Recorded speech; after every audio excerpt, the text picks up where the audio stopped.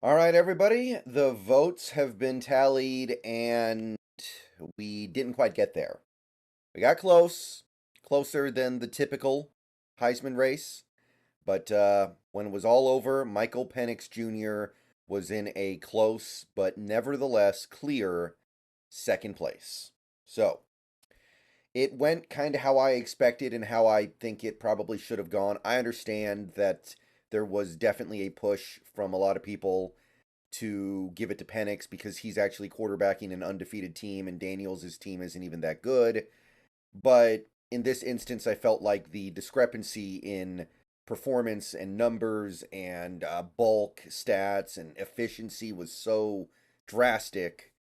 It was an instance where that needed to not be the focal point of the voting.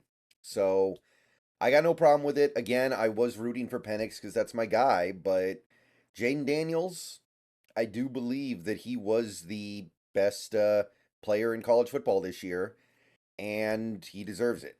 So we can zoom in a little bit here on this voting count sheet. You can see that it was very close. Penix lost by a little over 300 points. You can see that he basically got all of the first place votes that Daniels didn't get.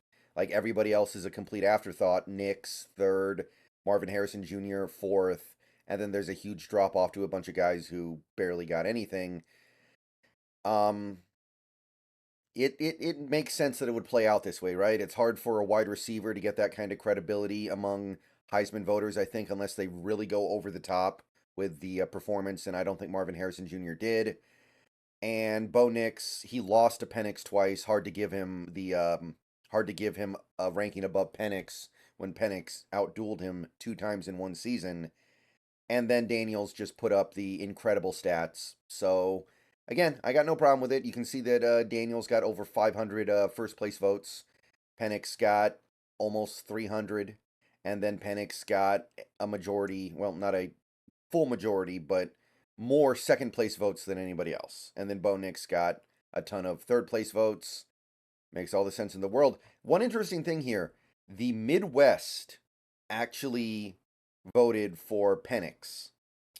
Jayden Daniels won the most number of votes in the Northeast, Mid Atlantic, South, and Southwest, but the Midwest, Penix won by 1 point. Kind of interesting. But yeah, those are the results. Penix is the Heisman Trophy winner.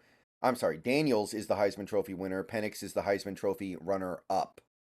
And I believe this is the second time Washington has had a Heisman Trophy runner up because Entman got second place, but pretty sure this is a much closer second place than Entman. So this is the closest we've ever gotten to a Heisman Trophy, but it remains elusive.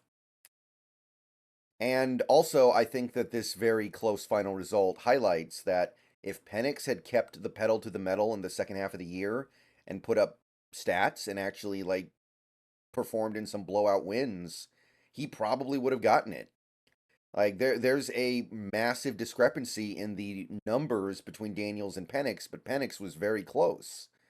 So I think the lesson there is if Penix had just continued to play the way he played in the first half of the season, he probably would have gotten it. He would have made up a decent deficit in stats because of the winning. But can't complain about anything that's going on with this Huskies team right now because they still have meaningful games to play. And you can't say that about any of the other Heisman finalists. All right. I'll see you guys later. Bow down to Washington. Congratulations to Penix. It was a great season. Second place ain't bad. It was where I expected him to ultimately land when the season ended. And I got no issue with Jayden Daniels winning it because though that was a crazy good season. See you guys later.